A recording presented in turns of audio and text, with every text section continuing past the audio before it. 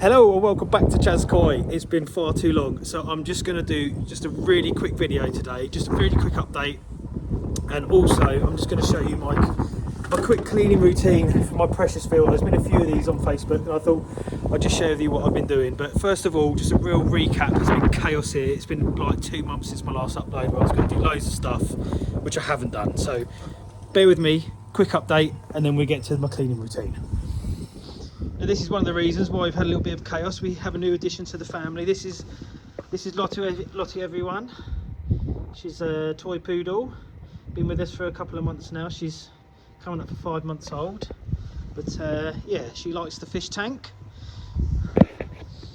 My fence is blown down, so I've been trying to get that fixed. And we've also got some other projects on in the house as well. So it's been keeping us very busy. Now, in my last video I said I was going to do a bog or wetland filter. Now I started it and I started doing the video, so I might publish kind of where I got to. This is where I got to. So I kind of made the casing for it, which is here. There's the base. Look at the chaos in my garage. Honestly, it's just an absolute tip. There's the liner I bought for it. There's the bags to keep the media in. There's a bit of jack matting I bought for it. There's a bag of house grub I bought to go in it. But as you can see, it's just so much chaos. I just didn't get it finished, and because the temperature is now starting to just dip, now's I don't think the right time to be adding more filtration. I even bought plants for it, which I've got over here. Went to Icklesham Koi specifically to get some forget-me-nots, some other sort of iris and whatever these are, but again just didn't get it done. But let's just have a quick swing round and a look at the fishes. Bit difficult to see, but they're doing really well. The water temperature is about 8-9 degrees at the minute, so they're starting to get a little bit slower. I've moved on to the old wheat germ feed, but they're all looking nice and healthy. One spot of carp pox on Bob under the old filter there. You can see the tank has lost most of its algae, but I've really cut down on the old water changes. Actually, the filtration that I've got in here seems to be really working quite well. So yeah, so I'll just get on and just show you what I wanted to show you, because I've seen a lot of videos and quite a few people. Dave from Eden Koi, I know he's done a video on the old pressure filters. Adds Koi, I know he's done a video on the pressure filters and how much gunk they hold. So I've been really mindful of that with my setup, because it's the only mechanical filtration that I've got working on this. In terms of biological filtration, obviously I've got my moving bed filter that I put in there as well. So essentially, just try and get a bit of a better angle on this. I'm going for minimal editing on this video just because I'm pressed for time today. So when you want to clean these filters out, essentially you've got this lever here, and you just move that from obviously filter to waste, and then what it does is obviously it stops the water returning to the tank. And as I said to you when I set this up, I've got a pipe that goes straight down into my drain down here. Spin it around. And then what you do, literally crank the old handle, and it's got, I mean, if you look at the other video, I'll put a link at it to the end where I did this unboxing, you can see that it's got sponges in here, and it just turns them around and it squishes them through. You do this and it just gets all the muck out. Actually, hang on a second. So I don't know if you can see that, but I've just emptied it into the old watering can, and you can see the amount of, I mean, this obviously you saw me turn the tap on, so this isn't the worst of it, but you can see the amount of muck that's stripping out when I just turn that handle. So it's obviously capturing a lot, and the purge does work. Big chunks of stuff in there as well. Just give that a good old stir. Come on. Yeah, look, big old mank. So basically I incorporate this as part of my water change routine. Let's get rid of that. I don't know if you see Actually, what's quite good about putting it in here, like when it wasn't raining, I'd use this to water my plants. There's the dog getting involved. Now don't drink that water, mate, that's disgusting. It's all got fish poo in it. Right, anyway, let's get back to here. So yeah, positioning of this worked out quite well. But essentially, one thing I do is I turn my pump off. Oh no, I won't. That's going back to the pond.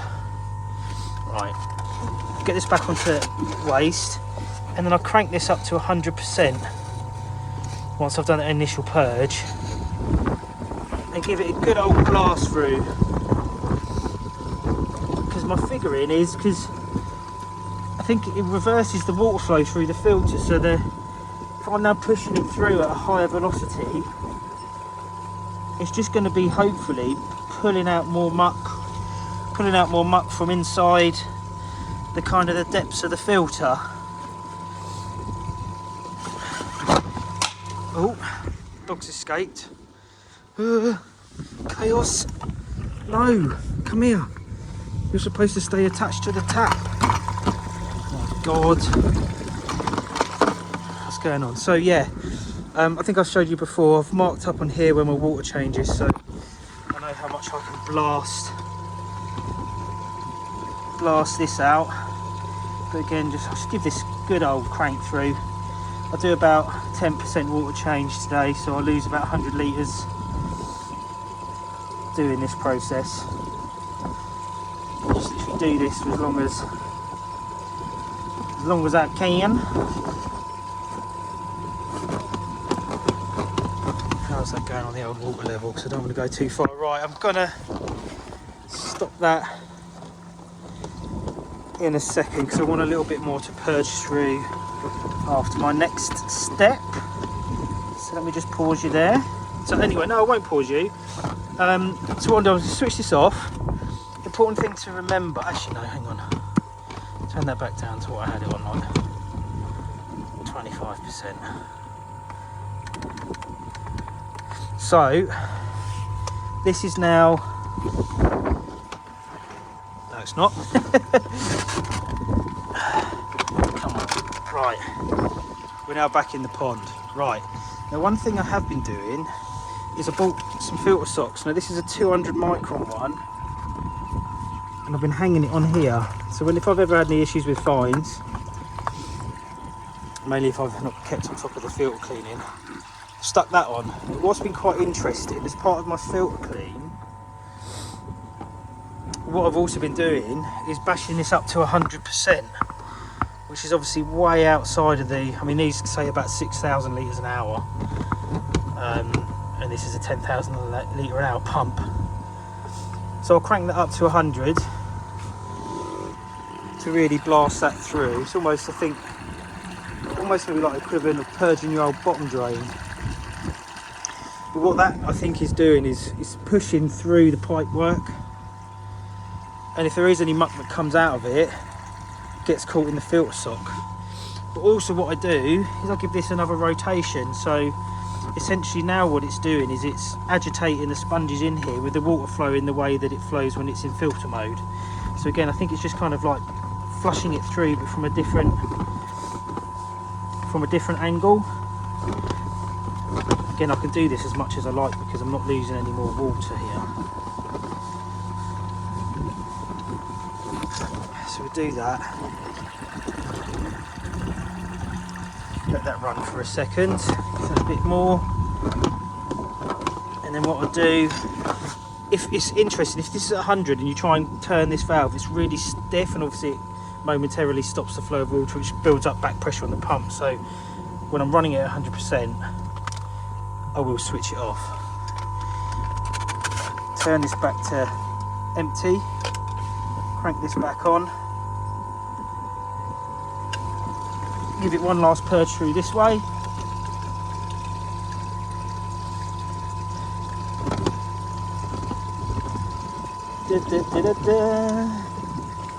Go down to my, right, I've reached my level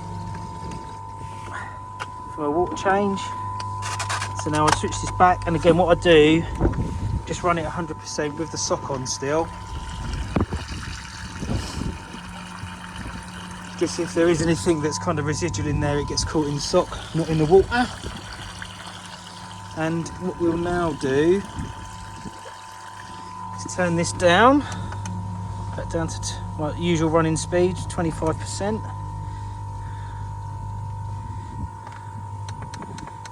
Actually, no, I'll go for 20%. We'll just wind it down a bit for the winter.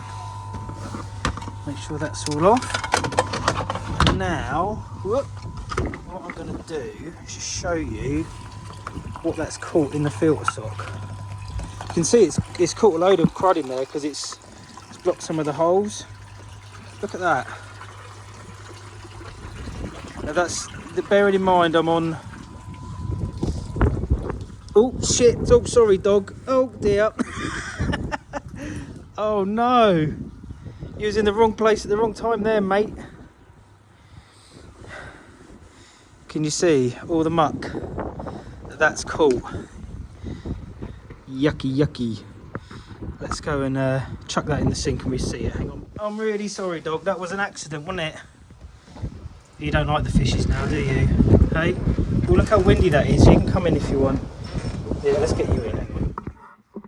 Right, so here we have the muck. And you can see this is all really just really fine sediment. So I think this is the kind of stuff that just sits in the bottom of the filter. And the one thing that I did do, here you go, look at all that. So again, that's just from the back flush. So I definitely recommend that you can try and incorporate this into your cleaning regime. It's no extra effort really to the filter, because you're literally just turning your pump up, putting the filter sock over your exit. Happy days. And again, that wouldn't all come out. That'd still be in the pressure filter, or it might even be in the pipework somewhere. So, little tip from Chaz Coy. So that's it. Now we're just going to turn the tap on, get it filled up. We've still got me 3-stage filter down the back. Oh, honestly, it's so cold here and windy today. It's just ridiculous. So hopefully the sounds come out all right. But yeah, we'll fill the tank back up. So yeah, that's it pretty much for today's video. What I do still need to do is my winter prep. Obviously I've always insulated the tank. Got rudimentary covers on top. I'm not sure what I'm going to do about those yet. I've turned the heater down. It was keeping it 10 degrees. I'm gradually turning it down because I don't want to heat the tank unless it goes into like the temperature gets to like minus figures. I need to do winter prep. I need to get all my pipes insulated. I need to get that 3-stage filter out because I've heard that they can freeze and crack. And I'm going to try and put some sort of insulation into the filter house there just to stabilise the temperatures as much as I can. When I do that video, I'm going to take the pressure filter apart and look inside it just to see what's still in there. So I'll get to hopefully see if that routine I've been doing has kept any sort of real nasty sediments out of there. The other thing to mention is, again, if you look at my unboxing video, and when I pumped the pipework in, I didn't put any media other than the sponges in the filter. It came with some like filter balls to increase surface area, but I just thought no, because that's just going to capture crap in the bottom of it, and because I've got my moving bed filter inside the tank, I didn't need that extra surface area. So I'm hoping that keeping the bottom of the pressure filter canister clean on the inside, when I do that high pressure flush through, we'll just get all that crap out. But tune in again when I do that, and we'll see what that looks like. But again, yeah, just really, I mean, obviously the fish are now a little bit spooked in the tank there, because the water levels dropped and we're filling it back up, but they all seem to be doing really well. Hopefully that's not famous last words, but yeah, appreciate it's been a little while, but thanks for sticking with me. Still plans next year to pop the old pond in over here, but just didn't get to it this year. And yeah, thanks for joining me. Give us a shout in the comments if you've got any other hints, tips, tricks about the old pressure filters, and I'll hopefully see you very, very soon. But thanks everyone for your ongoing support, and take care and enjoy the last few weeks of 2023. Peace out.